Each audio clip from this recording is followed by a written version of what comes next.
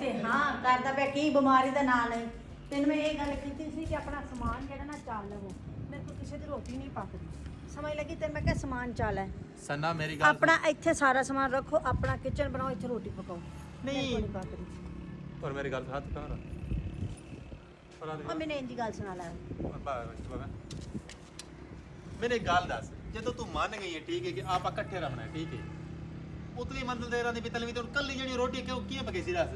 ਓਏ ਜਿੱਤੇ ਆਪਾਂ 4-5 ਬੰਦੇ ਦੀ ਰੋਟੀ ਪਕਾਨੇ ਆ, ਉਹਦੀ ਇੱਕ ਦੀ ਨਹੀਂ ਪਕਦੀ ਰੋਟੀ। ਮੇਰੇ ਕੋਲ ਤੇਰੀ ਵੀ ਨਹੀਂ ਪੱਕਦੀ, ਉਹਦੀ ਤੇ ਦੂਰ ਦੀ ਗੱਲ ਹੈ, ਸਮਝ ਲੱਗੀ?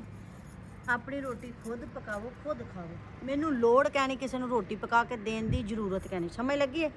ਉੱਥੇ ਆਪਣੀ ਰੋਟੀ ਪਾਣੀ ਲਿਆ ਕੇ ਸਮਾਨ ਚਾਲ ਲਵੋ, ਉੱਥੇ ਰੱਖ ਲਵੋ, ਆਪਣਾ ਪਕਾਓ ਤੇ ਖਾਓ। ਮੇਰੇ ਕੋਲ ਕਿਸੇ ਨੂੰ ਪਕਾ ਕੇ ਨਹੀਂ ਦਿੱਤੀ ਜਾਂਦੀ।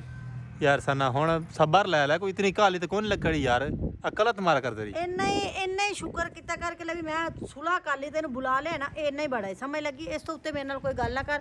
ਸਮਾਨ ਚਾਲੋ ਰੱਖ ਲਵੋ, ਮੈਂ ਕਿਸੇ ਨੂੰ ਪਕਾ ਕੇ ਨਾ ਦੇਣੀ ਹੈ। ਜਿਹੜਾ ਸਮਾਨ ਚਾਵਣਾ ਹੈ ਹਾਂ ਮੇਰੇ ਸਾਹਮਣੇ ਚਾਲੋ, ਉਸ ਤੋਂ ਬਾਅਦ ਚ ਮੇਰੀ ਕਿਚਨ ਦੇ ਵਿੱਚ ਤੁਸੀਂ ਨਹੀਂ ਨਜ਼ਰ ਆਉਣਾ।